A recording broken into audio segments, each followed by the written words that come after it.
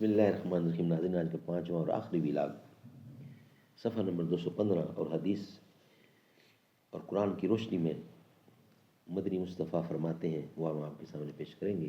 سیرت النبی جلد سوم، اور ہیڈنگ وہی چل رہا ہے، رویائے تمثیلی.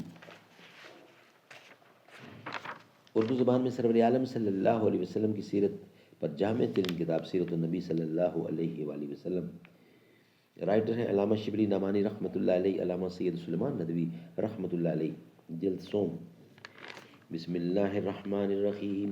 الحمد للہ رب العالمین والصلاة والسلام علی سید المرسلین وعلی آلہ واصحابہ اجمعین.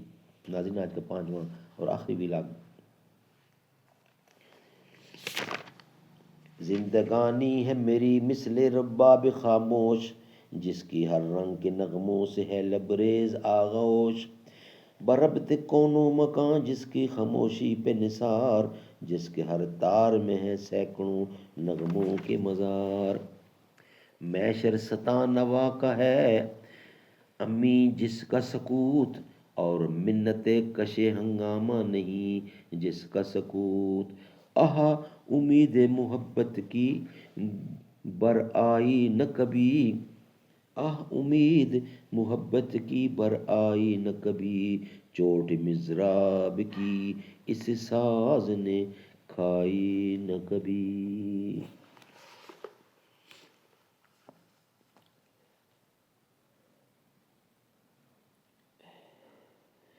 ناظرین، حضور اکرم صلی اللہ علیہ وسلم حدیث کی روح سے اپنا جو خواب دیکھا وہ بیان کر رہے ہیں.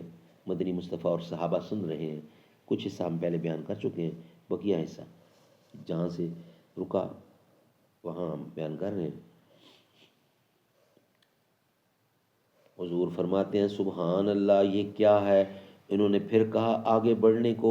اب آگے بڑھے تو دیکھا کہ ایک خون کی سرخ ندی ہے، اس میں ایک آدمی تیر رہا ہے اور کنارہ پر ایک شخص پتھر لیے کھڑا ہے. وہ آدمی چاہتا ہے کہ تیر کر کنارے لگ جائے، مگر جب وہ قریب آتا ہے تو وہ شخص پتھر اس زور سے تاک کر مارتا ہے کہ وہ اس کے منہ میں جا کر لگتا ہے اور حلق میں سے نیچے اتر آتا ہے. وہ آدمی ہٹ کر پھر جہاں تھا وہیں پہنچ جاتا ہے، اور پھر وہ کنارے پر آنے کا قصد کرتا ہے کہ پھر اسی طرح پتھر آ کر اس پر پڑتا ہے.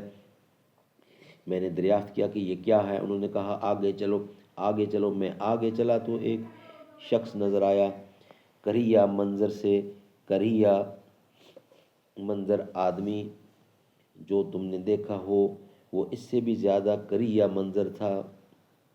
آگ اس کے سامنے دہک رہی تھی اور اس کو وہ اور دھکا اور دہکا رہا تھا، آگ کو اور بھڑکا رہا تھا اور اس کے چاروں طرف پھر رہا تھا. میں نے اپنے ساتھیوں سے پھر پوچھا کہ یہ کون ہے؟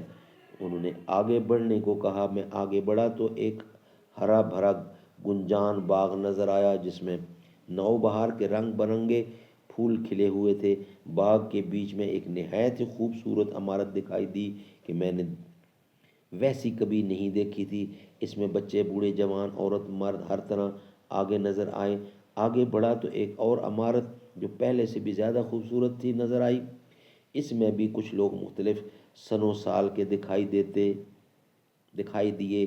ایک باغ میں ایک درخت کے پاس ایک دراز قد انسان دیکھا جس کا سر اتنا اونچا تھا کہ آسمان تک پہنچ گیا تھا اور مجھے نظر نہیں آتا تھا. اس انسان کے چاروں طرف اتنے بچے نظر آئے کہ میں نے اتنے بچے نہیں دیکھے تھے. میں نے اپنے ہمراہیوں سے پھر سوال کیا، مگر انہوں نے اور آگے بڑھایا تو ایک بہت بڑے باغ کے قریب، جس سے زیادہ بڑا اور زیادہ خوبصورت باغ میں نے کبھی نہیں دیکھا تھا، پہنچا. اندر گیا تو ایک شہر نظر آیا جس کی چار دیواری ایک ایک سونے اور ایک ایک چاندی کی اینٹوں سے تعمیر ہوئی تھی. دروازہ کے پاس پہنچ کر دروازہ کھلوایا. دروازہ کھلا اور ہم اس کے اندر داخل ہوئے تو وہاں ہم کو ایسے لوگ نظر آئے جن کا آدھا دھڑ تو نہایت خوبصورت تھا اور آدھا دھڑ نہایت بدصورت. میرے ہمراہیوں نے ان سے کہا کہ جو اس نہر میں غوطے لگو. ناگہان ایک نہایت صاف شفاف نہر نظر پڑی. وہ گئے اور جا کر اس میں غوطے لگائے، غوطے لگا کر باہر آئے تو ان کی بدصورتی جاتی رہی۔ سبحان اللہ سبحان اللہ۔ ناظرین آج کا ویلاگ پانچواں بھی کمپلیٹ ہوا، یہ بقیہ حصہ انشاءاللہ نیکسٹ ویلاگ میں شامل کریں گے۔ آج کے پانچوں ویلاگ ہمارے کمپلیٹ ہوئے۔